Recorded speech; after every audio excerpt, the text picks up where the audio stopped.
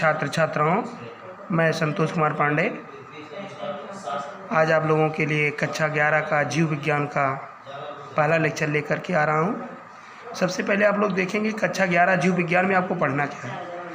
कुल मिलाकर के आपको 5 यूनिट पढ़नी है। आप देख रहे हैं ऊपर से। सबसे पहले आपका है सजीव जगत की विविधता।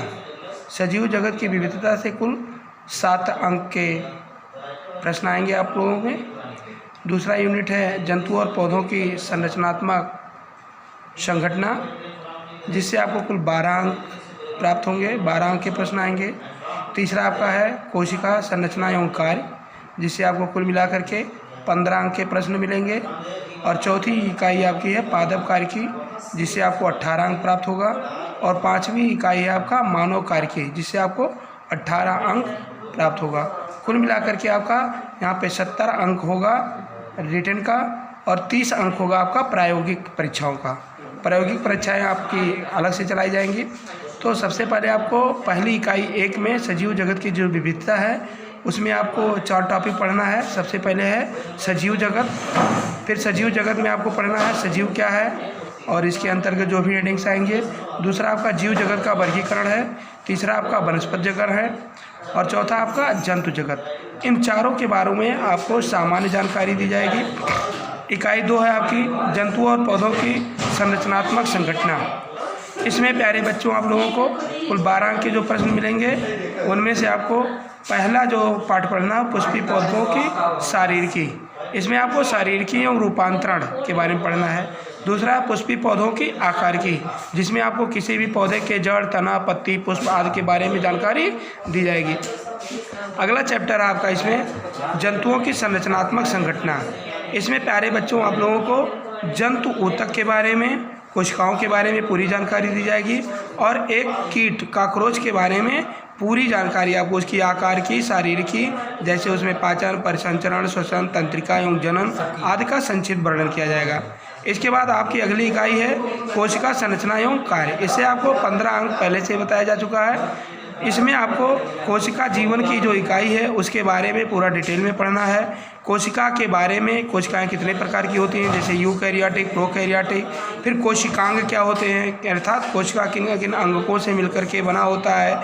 उसमें आपको कोशिका झिल्ली, कोशिका भित्ति, कोशिका अंगक, एंडोमेम्ब्रेन सिस्टम, अंतःप्रद्रव्य जालिका, गाल्जी का, लाइसोसोम आदि के बारे में आपको जानकारी दी जाएगी। अगला आपका जैविक अणु।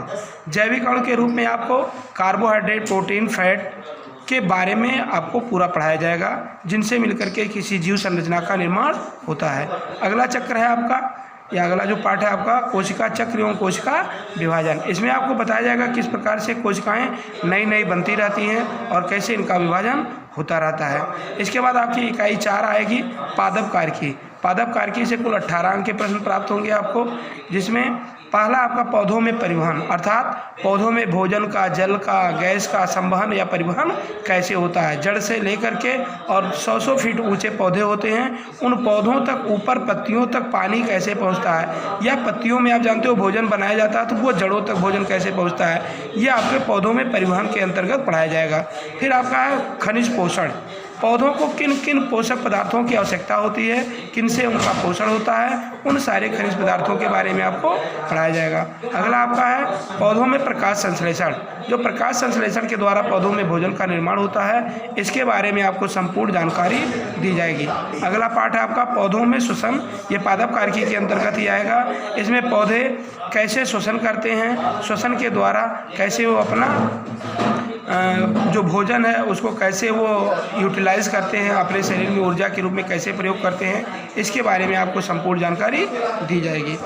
फिर अगला आपका बेटा आ जाएगा पादप वृद्धि एवं परिवर्धन। पौधों में वृद्धि कैसे होता है, किन हार्मोन्स के द्वारा वो रेगुलेट होता है, कैसे नियंत्रित होता है और उनमें किन किन प्रकार की कमियां या अधिकता से पौधों में विभिन्न रोग उत्पन्न होते हैं, वो बारे में आपको जानकारी दी जाएगी। अगली यूनिट है आपकी मानव कार्य की। मानव कार्य में आपको पहला पार्ट है पाचन एवं अवशोषण। इसमें आपको भोजन का पाचन और अवशोषण, अंतर्ग्रहण कैसे होता है, इन सब के बारे में जानकारी दी जाएगी। अगला चैप्टर आपका है श्वसन एवं गैसों का विनिमय, अर्थात जंतुओं में श्वसन कैसे होता है और गैसों का विनिमय कैसे होता है।